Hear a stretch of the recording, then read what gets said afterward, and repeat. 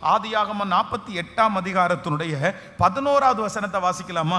ஆதியாகமம் 48வது அதிகாரத்தினுடைய 11வது வசனத்தை வாசிக்கலாம். இஸ்ரவேல் யோசேப்பை நோக்கி, உன் முகத்தை காண்பேன் என்று நான் நினைக்கவில்லை, ஆனாலும் இதோ உன் சந்ததியே காணும்படி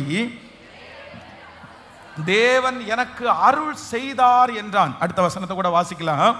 அப்பொழுது அவனுடைய முழங்கால்கள் நடுவே இருந்த பிள்ளைகளை யோசேப்பு பின்னிட பண்ணி அவனுடைய முகத்திற்கு முன்பாக தரை மட்டும் குனிந்து வணங்கினான். பின்பு யோசேப்பு அவ்விருவரையும் கொண்டு வந்து எப்ராயிமை தன் வலது கையினாலே இஸ்ரவேலின் இடது கைக்கு நேராகவும் மனாசையை தன் இடது கையிலே இஸ்ரவேலின் வலது கைக்கு நேராகவும் விட்டான். அப்பொழுது இஸ்ரவேல் மனம் மாறிய தன் வலது கையை நீட்டி இளையவனாகிய எப்ராயிமுடைய தலையின் மேலும் மனாசை மூத்தவனாய் இருந்தும் தன் இடது கையை மனாசையினுடைய தலையின் மேலும் வைத்தான். அவன் யோசேப்பை ஆசீர்வதித்து, என் பிதாக்களாகிய ஆபிரகாமும் ஈசாக்கும் வழிபட்டு வணங்கிய தேவனும் நான் என் பிறந்த நாள் முதல் இந்நாள் வரைக்கும் என்னை ஆதரித்து வந்த தேவனும் எல்லா தீமைக்கும் என்னை நீங்களாக்கி என்னை மீட்ட தூதனமானவர் இந்த பிள்ளைகளை ஆசீர்வதிப்பாராக. என் பேரும் என் பிதாக்களாகிய ஆபிரகாமும் ஈசாக்கு என்பவருடைய பேரும் இவர்களுக்கு இடப்பட கடவது, பூமியிலே இவர்கள் மிகுதியாய் பெருக கடவார்கள் என்றான். ஹல்லேலூயா. ஆண்டவருடைய பிள்ளைகளே, இந்த இடத்துல நம்பர் 2, ரெண்டாவது நினைக்காத ஒரு காரியம் நடக்குது. இஸ்ரவேல் யோசேப்பை நோக்கி பாயிண்ட்ஸ், உன் முகத்தை காண்பேன் என்று நான் நினைக்கவில்லை, ஆனாலும் இதோ உன் சந்ததியை காணும்படியாய் தேவன் எனக்கு அருள் செய்தார். அப்போ இங்க இஸ்ரவேல் வர்றாரு. அவருக்கு ரொம்ப ஏஜ் ஆயிடுச்சு, தன்னுடைய பிள்ளை செத்து போயிருச்சுன்னு அப்படின்னு நினைச்சாரு. இப்போ அவருடைய பிள்ளை உயிரோடு இருக்குது. ஆண்டவரோட கேட்கிறாரு, நான் போலாமான்னு கேட்கிறாரு. கர்த்தர் சொல்றாரு, நீ போ, நான் உன் கூட வருவேன்னு சொல்றாரு. இப்போ அந்த பிள்ளைய பார்த்த உடனே இவர் என்ன சொல்றாரு அப்படின்னு சொன்னா, எப்பா நான் நினைக்கவே இல்லப்பா. என்ன நினைக்கல அப்படின்னு சொன்னா, நான் உன்னை பார்ப்பேன்னே நான் நினைக்கல. நீ செத்துட்டேன்னு தான் நினைச்சேன், நீ போயிட்டேன்னு நினைச்சேன், உன்னை எப்படி பார்ப்பேன்னு நினைச்சேன். உன்னை பார்ப்பேன்னு யாராவது சொன்னா கூட என்னால் நம்ப முடியாது. செத்து போன ஒரு பையனை எப்படி நான் பார்க்க முடியும்? ஆனா ஆண்டவர் இப்ப என்ன பண்ணியிருக்கிறார் அப்படின்னு சொன்னா, நான் உன்னை பார்ப்பேன்னு நினைக்கல, ஆனா உன் சன்னதியே பார்க்குற அளவுக்கு ஆண்டவர் என்ன ஜீவனோட வச்சிருக்கிறார்ல. நான் உன் பிள்ளைகளை பார்த்துட்டேன், இல்லை இனி சந்தோஷமா தேவனுடைய ராஜ்யத்திற்கு கலந்து கொள்ளுவேன். எனக்கு உன்னோடு உள்ள இருக்கிற உறவு முடிஞ்சிருச்சுன்னு நான் நினைச்சேன். இந்த உறவு தான் எனக்கு கடைசி உறவுன்னு நினைச்சேன். இனி என் பிள்ளையை இந்த உலகத்துல பார்க்க முடியாதுன்னு நினைச்சேன். ஆனா கர்த்தர் எனக்கு இப்ப என்ன கிருபை பாராட்டி இருக்கிறார்னா, ஒரு புதிய அறிமுகத்தை தந்து ஒரு புதிய இணைப்பை கர்த்தர், என் சன்னதியே பார்க்கிற இணைப்பை கர்த்தர் எனக்கு தந்திருக்கிறார். நான் நம்புறேன். நம்பர் 2, இரண்டாவதாக ஆண்டவர் நமக்கு நினைத்திராத ஒரு காரியத்தை செய்ய போறார். என்ன காரியத்தை செய்ய போறார்னா, நிறைய பேருக்கு புதிய இணைப்புகளை, ஒரு புதிய அறிமுகத்தை ஆண்டவர் உங்களுக்கு தரப்போகிறார். எத்தனை பேர் விசுவாசிக்கிறீர்கள்? நம்முடைய ஆண்டவர் புதிய அறிமுகத்தை தருகிற கர்த்தர், புதிய அறிமுகத்தை தருகிற கர்த்தர், புதிய இணைப்புகளை கர்த்தர் தருகிற கர்த்தர். இதுவரையிலும் உங்களுக்கு இருந்த இணைப்புகள் அல்ல, இனி கர்த்தர் உங்களோடு இணைக்கிறவர்கள். தைரியசாலிகளை கர்த்தர் இணைக்க போகிறார். பெரிய பெரிய நபர்களை ஆண்டவர் உங்களோடு இணைக்க போகிறார். கர்த்தர் உங்க மேல வச்சிருக்கிற தரிசனம் எப்படி நிறைவேறும் அப்படின்னா, உங்களை கர்த்தர் சிலரோட இணைக்க வைக்கும் போது நீங்க நினைக்கணும், ஆண்டவர் என்ன அழைச்சிருக்கிறது சின்ன காரியத்திற்காக அல்ல, பெரிய காரியத்திற்காக கர்த்தர் அழைத்திருக்கிறார். இங்கே இருக்கிற சிலருக்கு பெரிய பெரிய நபர்களோடு உங்களுக்கு தொடர்பு உண்டாகிறது, உயர்ந்த மனிதர்களோடு தொடர்பு உண்டாகிறது, தரிசனம் உள்ளவர்களோடு தொடர்பு உண்டாகிறது. ஆனா அவங்கள பார்க்கறதுக்கே நிறைய பேருக்கு முடியாது, நிறைய பேர் அவங்கள்ட்ட பேசவே முடியாது. ஆனா ஆண்டவர் அவங்க பக்கத்துல உங்களை கொண்டு போறாரு. கர்த்தர் அவங்களோட உங்களை பேச வைக்கிறாரு. காரணம் என்ன அப்படின்னா, கர்த்தர் உங்க மேல ஒரு பெரிய திட்டம் வச்சிருக்கிறதுனால தான் அப்படிப்பட்ட நபர்களோட கர்த்தர் உங்களை இணைக்கிறாரு. கர்த்தர் உங்க மேல ஒரு பிளான் வச்சிருக்கிறதுனால தான் இணைக்கிறார். அந்த இணைப்பை கர்த்தர் ஆசீர்வதித்து உங்களை பெருக பண்ணுகிற ஒரு நல்ல தேவன். என் பிள்ளைகளுக்கு கர்த்தர் ஒரு அறியாத ஒரு அறிமுகத்தை தருகிற நல்ல தேவன். நம்முடைய லைஃப்ல வந்து இந்த இணைப்பு அப்படின்றது வந்து ரொம்ப அவசியமான ஒன்று. நல்லா கவனிச்சுக்குங்க. எல்லாருமே இதுக்காக ரொம்ப பிரயாசப்படணும், நீங்க ஜெபிக்கணும். நம்ம வந்து இணைப்புல நம்ம சரியா இல்லைன்னு வச்சுக்கோங்களேன், சரியான இடத்துல நம்ம இணைக்கப்படலை அப்படின்னு சொன்னா நம்ம தோத்துருவோம். நீங்க லோத்தை குறித்து வேதத்துல வாசிக்கிறோம். ஆபிரகாமோடு இந்த லோத்து இணைகிற வரைக்கும் அவனுடைய ஆட்டுமந்த பெருகிட்டே இருந்துச்சு.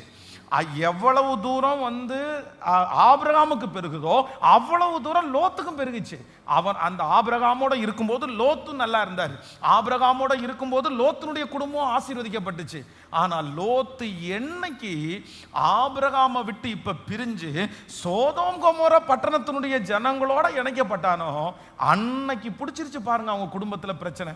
அன்னைக்கு வந்துச்சு பாருங்க அவங்களுடைய குடும்பத்தில் தரித்திரம்.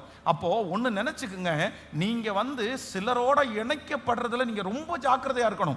நான் வந்து சில நேரத்தில் சொல்லுவேன், கொஞ்சம் வாடகை அதிகமாக இருந்தால் கூட பரவாயில்ல, நீங்க ஒரு நல்ல இடத்துல நீங்க குடி போங்கன்னு நான் சொல்லுவேன். அது மாதிரி நான் சொல்லுவேன், கொஞ்சம் பணம் நீங்க கட்டினா கூட பரவாயில்ல, நீங்க படிக்க வைக்கிற ஸ்கூலை வந்து கொஞ்சம் பார்த்து நீங்க பிள்ளைங்களை படிக்க வைங்க அப்படின்னு சொல்லுவேன்.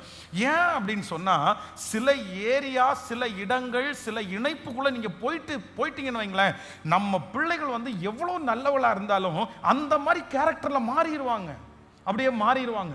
அது ரொம்ப ஜாக்கிரதையா இருக்கணும். அந்த இடத்துல வந்து உங்களுடைய பிள்ளைகளையும் உங்களுடைய குடும்பத்தையும் வந்து நீங்கள் வந்து நல்லவர்களோட ஐக்கியப்படுத்துறதுக்கு நீங்க விரும்புங்க.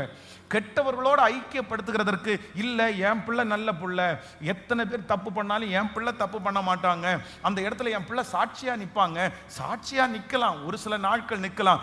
தடுமாற்றம் என்று ஒன்று வரும்போது நம்முடைய விஷயத்தை அவங்க கத்துக்கிறாங்களோ இல்லையோ, அவங்க விஷயத்தை நம்ம கத்துக்கிட்டோம்னு வச்சுக்கோங்களேன், எதிர்காலம் ரொம்ப வீணா போயிடும். அதே போல சிலர் பாருங்க, இந்த இந்த சம்பந்தி எல்லாம் இருக்காங்க பாருங்க, சம்பந்தி தானே, அந்த மனைவியினுடைய வீடு, கணவனாருடைய வீடு, இந்த சம்பந்திங்க எல்லாம் சில நேரத்தில் வந்து சரியான சம்பந்தம் பண்ணலைன்னு வச்சுங்கன்னா உங்களுக்கு காலம் முழுதும் தலைவலியாவே இருக்கும்.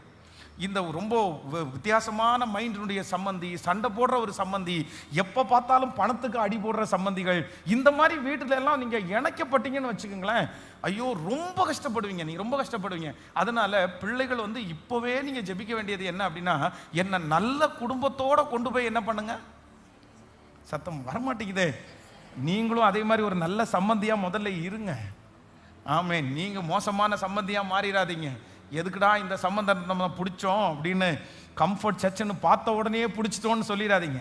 நிறைய பேர் பத்திரிக்கை அப்படிதான் கீழே வந்து கம்ஃபர்ட் சர்ச்சுன்னு பார்த்த உடனே நிறைய நினைப்பாங்க, ஓ இந்த சர்ச்சில் இருக்கிறவங்க எல்லாரும் நல்ல சம்பந்திகளாக தான் இருப்பாங்க அப்படின்னு.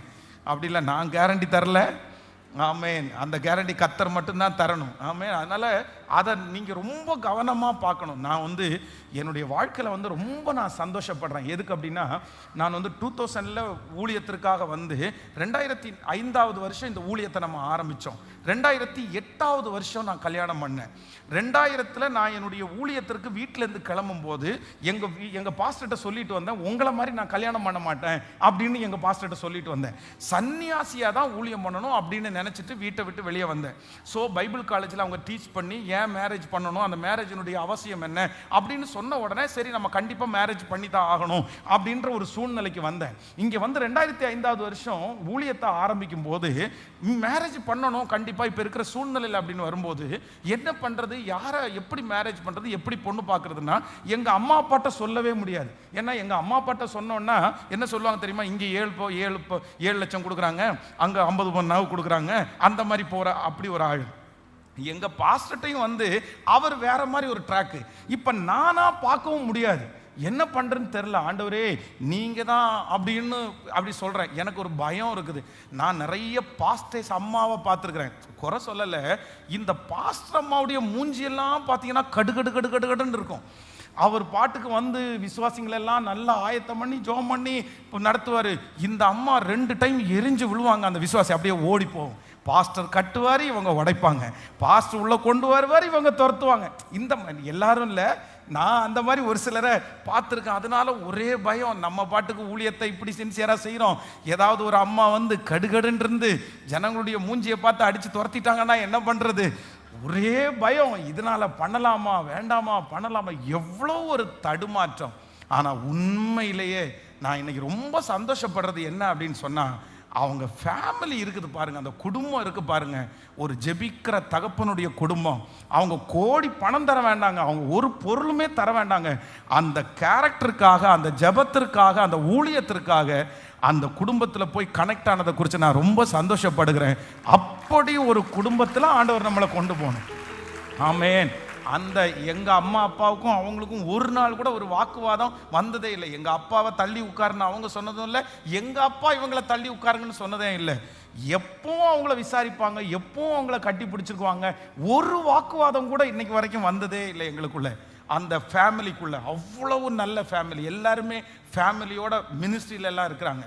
அப்போ ஏன் அப்படின்னு சொன்னா, ஆண்டவர் நமக்கு நல்ல இணைப்புகளை உண்டு பண்ணுகிற தேவனா இருக்கிறார். நான் நம்புறேன் வாலிப தம்பி, உனக்கு ஒரு நல்ல கத்தர், ஒரு அறிமுகத்தை கத்தர் தருவாராக. நீ வளரும்படி ஒரு அறிமுகம் உனக்கு கிடைக்கும், நீ உயரும்படி உனக்கு ஒரு அறிமுகம் கிடைக்கும், நீ ஆசீர்வதிக்கப்படும்படி ஆண்டவர் ஒரு அறிமுகத்தை தருவார். ஒரு நல்ல ஃபேமிலியோட ஆண்டவர் உங்களை கொண்டு போய் இணைக்க போறாரு. எல்லாரும் கைகளை உயர்த்தி இந்த வார்த்தை அப்படியே நடக்கணும். சத்தத்தை உயர்த்தி ஆமேன், ஹல்லேலூயா, ஹல்லேலூயா, ஹல்லேலூயா. சத்தமாய் ஆமேன். நீங்க கேளுங்க ஆண்டவரிடத்துல, நல்லா இந்த வாலிப தம்பி தங்கச்சி கவனிச்சுங்க. நீங்க நிறைய பேருடைய மனசுக்குள்ள பொண்ணு மட்டும் நல்லா இருந்தா, ஹலோ, நிறைய பேருக்கு பொண்ணு மட்டும் இருந்தா போதும். நான் கல்யாணம் பண்ண போறது என்ன மாமியாவை கல்யாணம் பண்ண போறேன், நான் பொண்ணை தானே கல்யாணம் பண்ண போறேன், இப்படி எல்லாம் பேசுறாங்க பிள்ளைங்க.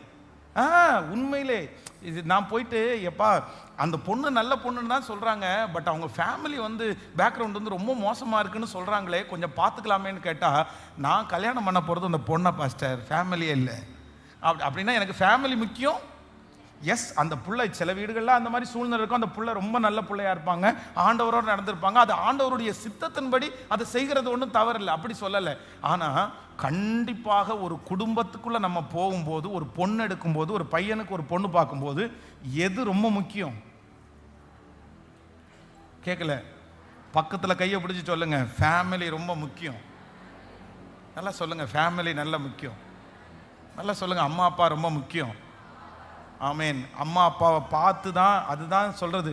சில கணவனான் மனைவியார் சண்டை போட்டு பிரிஞ்சிருக்கும் போது ஏன் ஒன்றா இருக்கணும், ஏன் சகிச்சிருக்கணும் அப்படின்னு சொன்னால், வந்த உடனே அப்பா என்ன பண்ணுறாரு, அம்மா என்ன பண்ணுறாங்க, நிறைய குடும்பத்தில் கவலையாக இருக்குது. ஏன்னா அப்பா கூட இல்லை. அந்த பிள்ளைகளுக்கு திருமணம் ஆகும்போது, அப்பா இறந்து போயிட்டாருன்னா பிரச்சனை இல்லை, ஆனால் அப்பா இல்லை அப்படின்னும் போது எங்கே இருக்காருன்னு கேட்பாங்க.